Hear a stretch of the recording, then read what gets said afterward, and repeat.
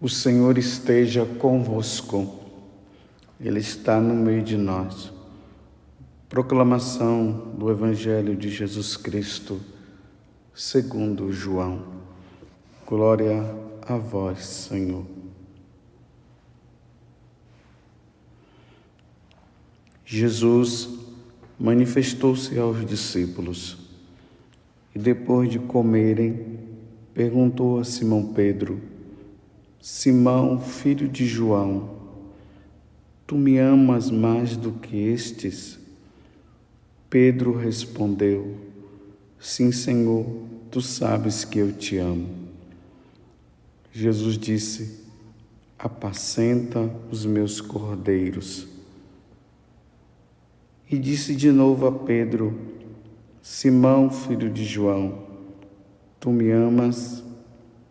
Pedro disse: Sim, Senhor, tu sabes que eu te amo.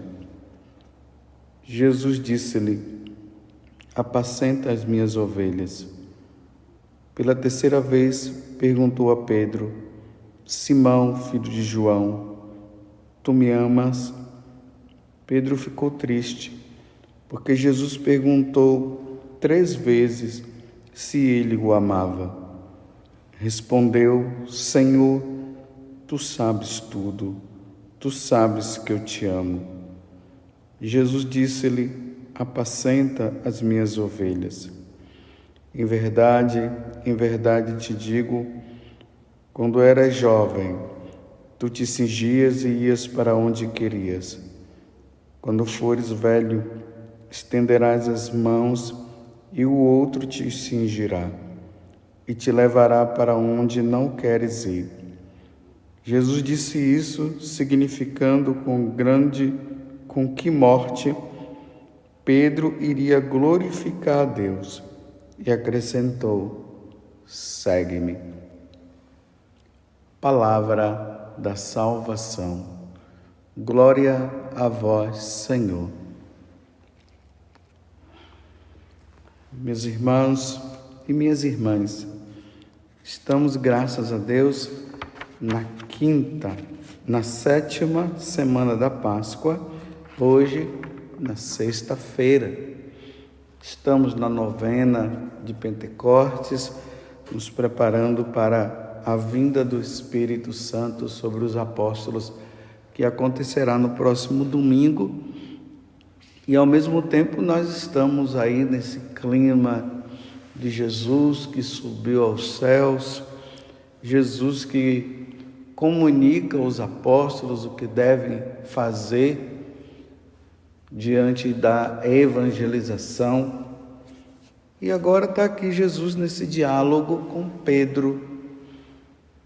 Logo após ali a sua morte, Pedro, antes de Jesus morrer, melhor dizendo, Pedro havia negado Jesus 3 vezes, e Jesus já tinha alertado ele que isso iria acontecer. Agora Pedro se encontra com Jesus, já não mais morto, mas ressuscitado, e ali Jesus pergunta para ele 3 vezes se ele o ama, num sentido assim de resgatar aqueles sentimentos que Pedro estava em relação a Jesus por ter negado. E Jesus pergunta: Tu me amas, tu me amas, tu me amas? E Pedro responde: Tu sabes que eu te amo. Mas ao mesmo tempo, aqui Jesus, diante daquele homem frágil, Pedro, Jesus o coloca à frente da igreja. E Jesus agora dá a missão a Pedro, conscientizando ele também de como tudo iria acontecer.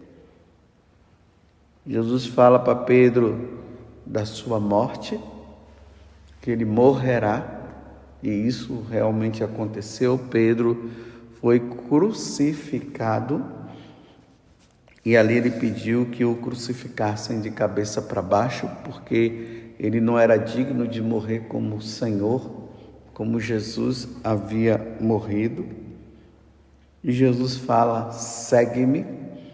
Então agora, uma vez que Jesus esclarece que ele vai dar a vida, Jesus diz: segue-me, e Pedro o segue. Mas eu queria ficar com essa fala de Jesus para Pedro: apacenta as minhas ovelhas, apacenta os meus cordeiros. Simão, tu sabes que eu te amo. Sim, Senhor, disse Simão, né? Tu sabes que eu te amo. Jesus disse: apacenta as minhas ovelhas. Pedro, tu me amas? Sim, Senhor, eu te amo. Apacenta os meus cordeiros. Esse verbo apacentar significa dar o alimento, dar a pastagem à ovelha e também ao cordeiro, aos cordeiros, como Jesus está dizendo. No sentido espiritual, Jesus está dizendo: Pedro, doutrina, ensina, Pedro, ensina as minhas ovelhas, ensina minhas ovelhas a caminhar, a andar no meu caminho.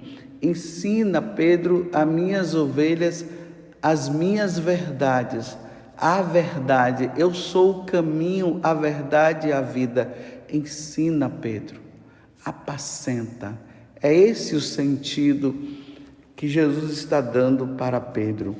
Então, após a conversão, após a mudança de vida, após essas ovelhas, esses cordeiros que estavam distantes, e haver a conversão deles, agora precisa que eles sejam apacentados, ou seja, precisam ser doutrinados.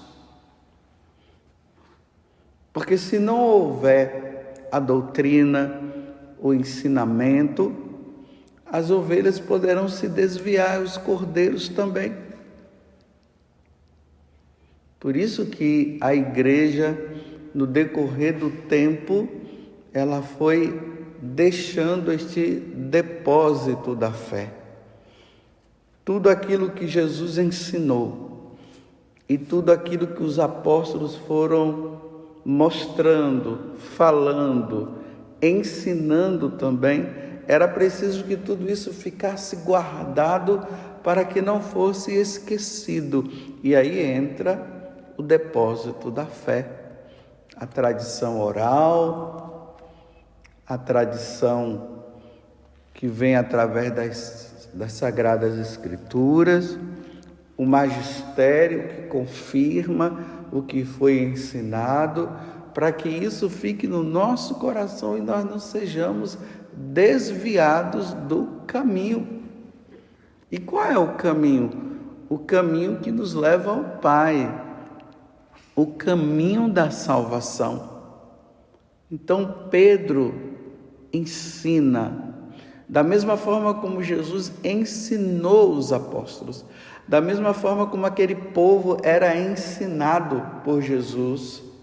Nós vemos ali muitas passagens no Evangelho que fala isso. Jesus estava ensinando na sinagoga, Jesus estava ensinando no templo de Jerusalém, Jesus estava ensinando no campo, nos lugares distantes, no deserto, em lugares desertos. Jesus estava ensinando, porque era preciso que o povo fosse ensinado, doutrinado. Era preciso que eles aprendessem a verdade, para eles não caírem na mentira. E agora que Jesus, ele está prestes a retornar ao céu, ele olha para Pedro que estaria à frente dos apóstolos. Jesus agora diz: apacenta, ensina, Pedro. De agora em diante é você que vai ensinar, é você que vai doutrinar. E ao mesmo tempo, os apóstolos, então trazendo para nós nos dias de hoje, o Papa, os bispos e nós sacerdotes. e também os diáconos, e aqui está a hierarquia da igreja, que é chamada a ensinar, mas ensinar a verdade do Evangelho. Porque nós precisamos, eu repito, estar no caminho, nós não podemos nos desviar do caminho. Mas aqui entra uma preocupação minha, que deve ser a preocupação também de muitos outros sacerdotes e bispos. Há um ensinamento contrário à doutrina da igreja. E, infelizmente, entrou na igreja. Então já não se apacenta, já não se doutrina, já não se ensina. Leva a um ensinamento mentiroso que leva à dispersão e que está fora da doutrina da igreja, que está fora dos ensinamentos da igreja. Há um acréscimo de doutrinações que não é o que Jesus ensinou, e que isso poderá levar as ovelhas e os cordeiros à perdição eterna. Essa é a preocupação. Nós olhamos hoje para a igreja e assim, de forma velada, mas ao mesmo tempo que já não é mais de forma velada, tão velada, já está assim tão declarado. Uma divisão. Um grupo fala uma coisa, aqui eu falo da hierarquia da igreja, que são bispos, padres, diáconos, e há um outro grupo de bispos, padres, diáconos, que fala outra coisa. Um grupo falando a verdade, que é a verdade de sempre, a verdade que foi ensinada, que vem de nosso Senhor e que foi passando na sucessão apostólica, que foi ensinada durante séculos e séculos. Esse ensinamento verdadeiro, que santificou, que levou muitas pessoas à santidade, que levou muitas pessoas à compreensão da vida eterna, que levou muitas pessoas a compreenderem que elas precisavam ser de Deus e que abandonaram a vida errada, esse ensinamento, que depois de um tempo a igreja olha para aquelas pessoas e canoniza e dizem, elas são exemplos, elas são santas, elas ganharam a salvação. Mas agora, no outro grupo, há um grupo que está ensinando errado. Infelizmente, baseando os ensinamentos não mais em Deus, mas em filósofos, teólogos, que se deixaram levar pelas ações pagãs, e que esse paganismo está sendo trazido para a igreja, e ali os ensinamentos são contrários. O ensinamento que não existe ressurreição, que a ressurreição estava na cabeça dos apóstolos, que não existe a vida eterna, a nossa vida é aqui. Um ensinamento voltado para o marxismo, infelizmente, aonde os fiéis são convidados a lutar por lutas de classe, aonde o pobre é privilegiado e o rico é amaldiçoado. Então, é como se o rico não servisse para nada, então tem que morrer. E não foi isso que Jesus ensinou. Jesus também conviveu com os ricos e salvou pessoas ricas também. O ensinamento do tudo pode.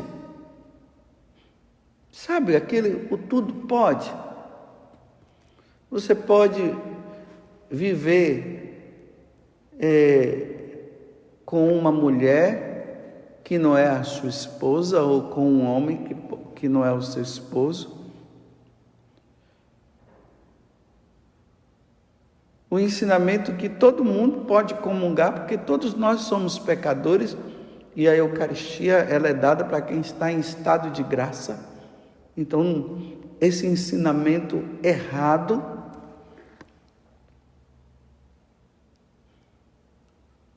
do tudo pode. Todas as religiões salvam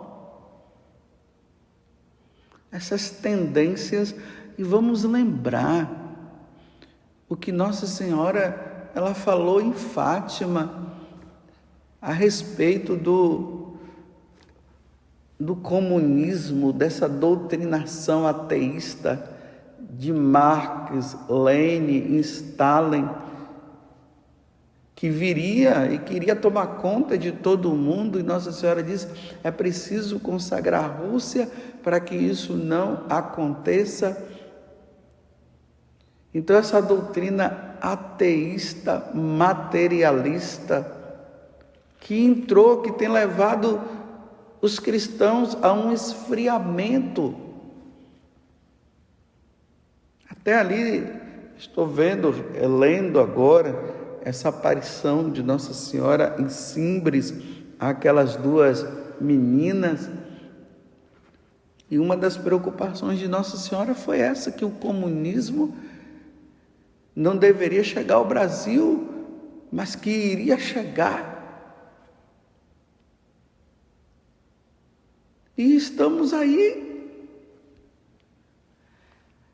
Um Jesus que é somente o Jesus histórico, mas a divindade de Jesus, ela é negada.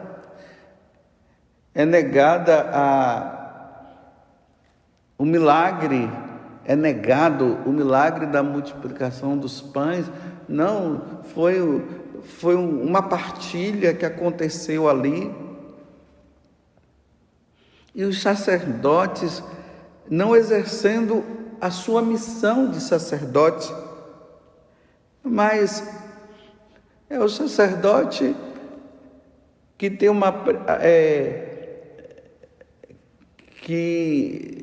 uma certa ligação com outras religiões, e dizendo para os fiéis que não tem problema. E aí o sacerdote que vai num terreiro e diz que não tem problema, o sacerdote que vai lá e recebe aquelas coisas que é feita lá no terreiro. Mas onde está a verdadeira doutrina? E o que será de nós se Jesus está dizendo: apacenta as minhas ovelhas, ensina, dá o verdadeiro ensinamento?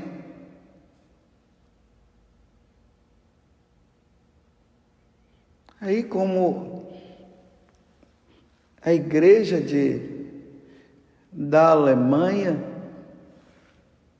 os nossos bispos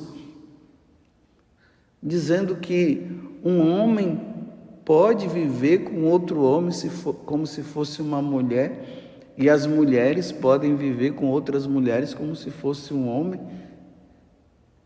Essa união aí, que eu nem digo que é casamento, porque não é casamento. O casamento se dá entre um homem e uma mulher. Foi isso que Deus sempre nos ensinou. Então Deus errou? Não, Deus não errou. Se a finalidade do sacramento do matrimônio é o amor entre um homem e uma mulher que se derramam. Esse amor é derramado de uma forma tão grande que ali há a procriação, nasce uma criança. Essa criança que vai crescer, vai ser batizada, vai se tornar cristã, vai se tornar santa para um dia estar no céu. E aí, o amor, enquanto amor que Deus dá para um homem e uma mulher, se torna a questão somente do prazer. Então, esse prazer, esse hedonismo, esse erotismo, porque o que está por trás de tudo isso é o prazer desregrado. Então, o prazer desregrado pode acontecer com qualquer pessoa. E como é que pode? Isso não tem cabimento nenhum. O que será de cada um de nós, meus irmãos? Como acontecerá? Apacenta as minhas ovelhas. Eis o ensinamento de Jesus. Eis o que ele está dizendo para Pedro. Apacenta, Pedro, as minhas ovelhas.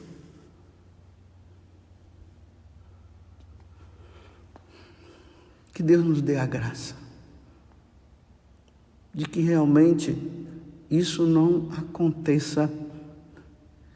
Peçamos a Nossa Senhora que as ovelhas não se percam, que as ovelhas tenham um verdadeiro alimento, que as ovelhas se voltem realmente para Nosso Senhor e sejam alimentadas como elas devem ser alimentadas.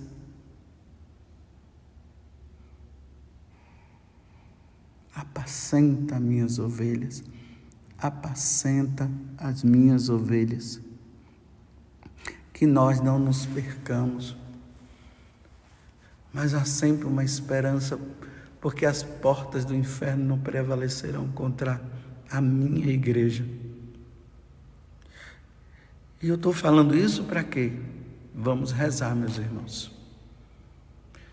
Vamos rezar, vamos fazer o que Nossa Senhora pede, o que ela pediu. E o que ela pediu foi justamente isso: penitência, penitência, penitência, oração, oração, oração, sacrifício, sacrifício, sacrifício. Foi isso que ela pediu.